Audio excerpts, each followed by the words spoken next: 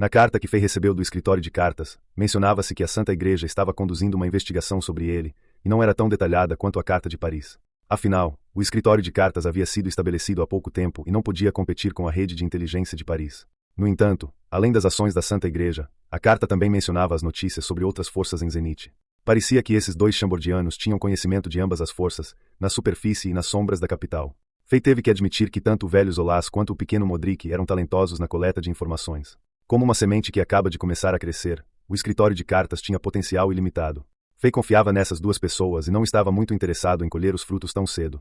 Um dia, o escritório de cartas se tornaria uma agência de inteligência no mesmo nível da busca celestial e da investigação terrestre. Ambas as organizações eram agências de inteligência de alto nível, com redes espalhadas pelo continente. A aparência calma e relaxada de Fei era uma cortina de fumaça para os espiões secretos da Santa Igreja que o monitoravam no escuro. Afinal, Fei era apenas um suspeito em potencial no caso do mago morto-vivo. Assim que a Igreja Sagrada não conseguisse reunir evidências adequadas por um tempo, eles interromperiam a espionagem. O segundo dia. Estágio de teste de espada número 1. A partida final estava prestes a começar. Dezenas de milhares de pessoas circulavam o palco. Com exceção das áreas de descanso dos dois reinos e da área VIP, todos os outros lugares estavam lotados. A multidão era tão compacta que era difícil passar uma agulha por ali. Caso a visão fosse bloqueada por pessoas mais altas, alguns trouxeram suas próprias cadeiras para subir. No entanto, os mais gananciosos, que trouxeram suas próprias escadas, foram espancados por outros que foram bloqueados por elas. Nas 4 horas que se passaram desde o amanhecer até agora, houve inúmeros casos de brigas por melhores pontos de observação. Em casos extremos, até mesmo alguns soldados da patrulha imperial foram atingidos e ficaram feridos. Tudo isso mostrou o quão popular a partida final foi. Em vez dos habituais 10 magos reais, havia 20 magos reais ao redor do palco hoje. Com exceção de um mago mais velho, de cabelos e barbas brancas, todos os outros 19 magos reais eram mais jovens. Vestindo vestes vermelhas de mago parcialmente douradas, eles estavam a 20 metros de distância e pareciam muito curiosos. Eles também mal podiam esperar pelo início da partida. Pessoas influentes e chefes de grandes forças como Domingues, Tanasha, Paris e Cristal apareceram na área VIP. Apesar de Tanasha e Paris tentarem se matar no pico da Montanha Leste, em Chambord, elas pareciam muito íntimas em público. Sentavam-se bem próximos uma da outra e sorriam uma para a outra. As duas belas mulheres instantaneamente atraíram a atenção de muitos homens, mas poucos conseguiam ver as faíscas entre elas. Na área de descanso de Chambord, guerreiros como Lampard apareceram.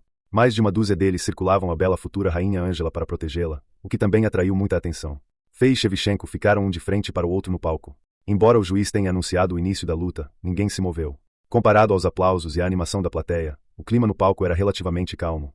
Primeiro, preciso agradecer pela sua poção. Caso contrário, talvez eu nem consiga ficar de pé, quanto mais vir aqui para competir. Com sua enorme espada negra cravada na fenda entre as lajes de pedra, Shevchenko disse, com o escudo de madeira nas costas, seu corpo forte e sorriso firme deram a Fei uma boa impressão dele. Eu só quero saber o quão forte é a pessoa que derrotou uma espada. Fei sorriu. Fei sabia que a poção que ele enviou para Shevchenko era eficaz, mas a maior parte da cura foi feita pelos médicos e magos que estavam ao lado de Shevchenko.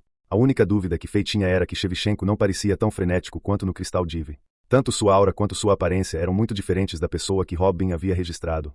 Por que essa diferença? Será que ele ainda não se recuperou totalmente? Enquanto Fei se perguntava, Shevchenko curvou-se educadamente. O príncipe então tirou o escudo amarelo de madeira e agarrou a enorme espada negra com a mão por baixo. Algo mudou. Uma aura invisível apareceu e parecia que chamas invisíveis estavam queimando. Fei franziu a testa.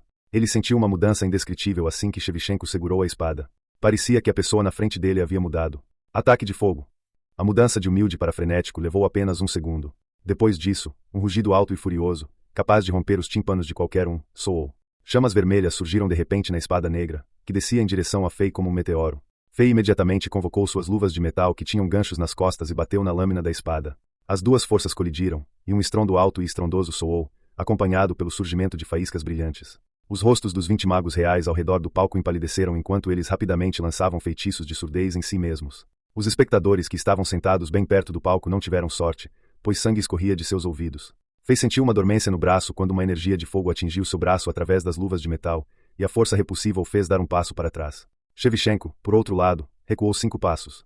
Apoiou a espada negra nas costas para aliviar um pouco a força, o que criou uma série de faíscas antes que ele finalmente conseguisse se estabilizar. Força enorme. Este príncipe foi presenteado com esta enorme força física pelos deuses. Fei entendeu. Parecia que Shevchenko havia se transformado em outra pessoa quando o escudo e a espada chegaram às suas mãos. A aura dominadora, suicida e trágica gravada no Cristal Divi finalmente retornou a ele. Girar, arrastar e cortar. Enquanto Shevchenko gritava, a enorme espada negra se transformou em um tornado. Com a ajuda do impulso da espada, ele disparou no ar. Enquanto uma nuvem de energia cinzenta o envolvia, sua lâmina atingiu Fei como uma tempestade. Ouviu-se uma série de estrondos altos. As enormes ondas de energia do impacto ondularam no ar, e as faíscas pareciam fogos de artifício à noite. Nesse breve momento, o punho e a espada colidiram pelo menos 100 vezes. Depois, Fei e Shevchenko se separaram. Fei recuou 3 passos. Shevchenko recuou 8 passos. Embora Shevchenko respirasse pesadamente e parecesse um pouco instável, a aura poderosa ao seu redor ficou cada vez mais forte. Como uma fera enlouquecida, ele imediatamente saltou de volta para Fei em uma velocidade ainda maior assim que estabilizou seu corpo. Corte horizontal. Com fúria, a espada negra cortou horizontalmente para baixo e traçou uma única linha no ar. Embora simples, continha muita energia, parecia que ia cortar a terra ao meio. Fei não tinha um oponente que pudesse derrotá-lo diretamente usando apenas força física. Embora não precisasse liberar todo o seu poder, essa batalha direta e agressiva o deixou muito enérgico. Sem se esquivar, ele se moveu e golpeou diretamente a lâmina da espada com os 2 punhos. Nos últimos dias, a força de Fei vinha aumentando rápida e constantemente. Depois de matar muitos monstros na noite anterior, seu personagem bárbaro estava agora no nível 80, já era equivalente ao nível intermediário de 9 estrelas. Como ele era muito mais forte que Shevchenko, não teve problemas em receber o golpe, apenas suas palmas ficaram um pouco dormentes depois. Abrir. Shevchenko, em estado de frenesi, continuou a gritar. Seus olhos estavam vermelhos e as veias da mão que segurava a espada estavam salientes como as raízes de uma árvore. Era evidente que ele estava usando toda a sua força. Entretanto, ele não conseguiu retirar a espada que estava entre os punhos de Fei. Fei balançou a cabeça levemente. Depois de lutar com Shevchenko, ele sentiu que a derrota de uma espada tinha mais a oferecer. Embora Shevchenko fosse capaz de ameaçar aquele gênio da espada com sua força, era quase impossível para ele derrotar uma espada. Uma pena que uma espada tenha tido um desempenho muito abaixo do esperado na semifinal, e tenha sido lentamente derrotado por Shevchenko. Por que uma espada teve um desempenho abaixo do esperado? Isso foi um mistério. Agora, Fei descobriu outro segredo sobre Shevchenko. Quando Shevchenko entrava em batalha, ele entrava em um estado frenético. Era semelhante à teoria da personalidade múltipla da vida anterior de Fei. Uma pessoa instantaneamente assumia outra personalidade quando encontrava algumas pessoas ou coisas. Quanto a Shevchenko, ele era um cara inteligente e simpático em circunstâncias normais, mas entrava em estado de frenesi quando agarrava o escudo de madeira e a espada negra. Nesse estado, Shevchenko seria tão consistente quanto um robô e ficaria mais forte à medida que a batalha se prolongasse.